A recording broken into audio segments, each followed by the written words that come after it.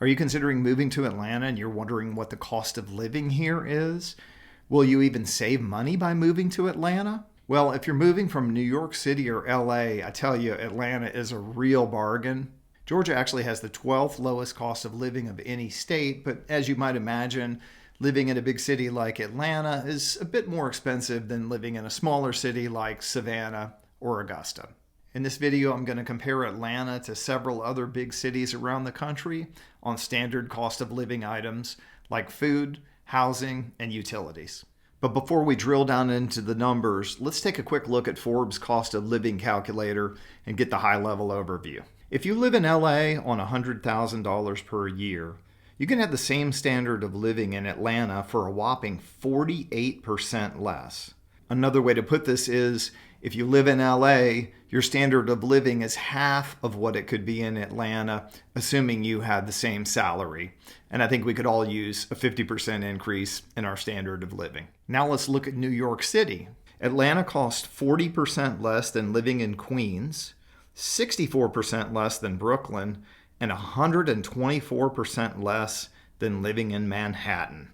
This Forbes cost of living calculator is a great tool if you're trying to compare your current cost of living to what it could be in Atlanta. There's another great one at nerdwallet.com. Now let's look at more specific comparisons between Atlanta, Chicago, LA, New York City, and Miami. Housing costs. Obviously, one of the key things you need to know when deciding where to live is the median sales price of a home. Now, these numbers are for the metro areas of the city, so New York City will include the 5 boroughs. Atlanta is going to include Metro Atlanta, and not just the city of Atlanta. Let's look at these cities' median sales price. Now, I was very surprised to see that Chicago is 11% lower than Atlanta, but no surprise, Miami costs nearly 50% more than Atlanta, and New York City and LA are over 100% more expensive. Be aware, too, that the average home in Atlanta is going to be much larger than the average home in most of these cities. Most of my California clients have been delighted when they see the amount of house they can buy in Atlanta compared to California. I had one client that was living in a tiny house that actually backed up to LA airport, and they sold that house, moved to Atlanta, actually paid less for a 3-bedroom, 2-bath ranch in a really nice neighborhood. So while we can look at the median sales prices between these areas, just be aware Atlanta homes are on average much larger. Now let's look at rent prices. I'm showing you the average price and the average square foot, and then the price per square foot. Atlanta averages under $2 per square foot.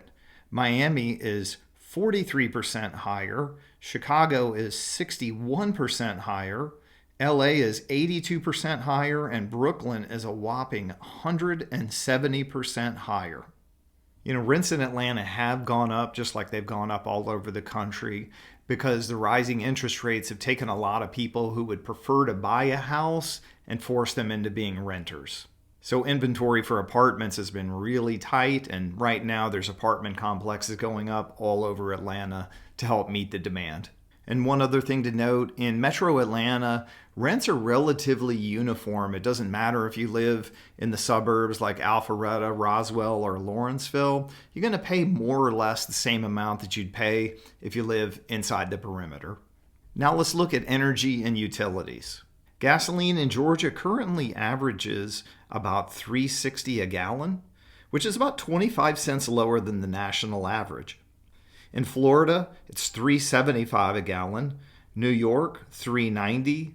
In Illinois, $4.10. In California, $5.26. That's a full $1.50 a gallon more than we're paying in Georgia. For electricity, Georgia averages 14 cents per kilowatt hour, lower than all of our comparison states, and California is again more than double. Finally, we'll look at natural gas prices. Looking at natural gas prices per 1,000 cubic feet, Georgia is actually one of the more expensive states.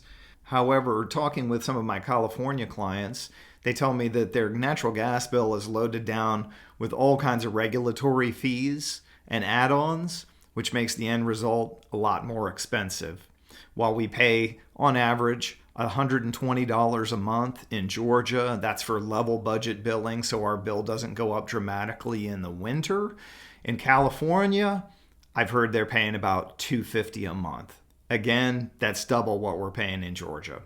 And the reality is, every additional dollar you spend on some necessity like food, clothing, shelter, gasoline, electricity, that's a dollar you could be spending some other place to give you a higher standard of living. And if you drill down into the cost of living calculator on some other factors like food and healthcare, you'll find that they're more or less comparable between the 5 cities that we've discussed. So I hope you found this helpful.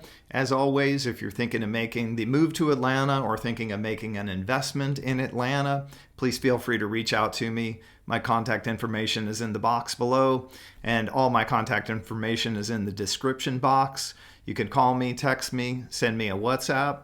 I'd love to hear from you. Thanks for watching.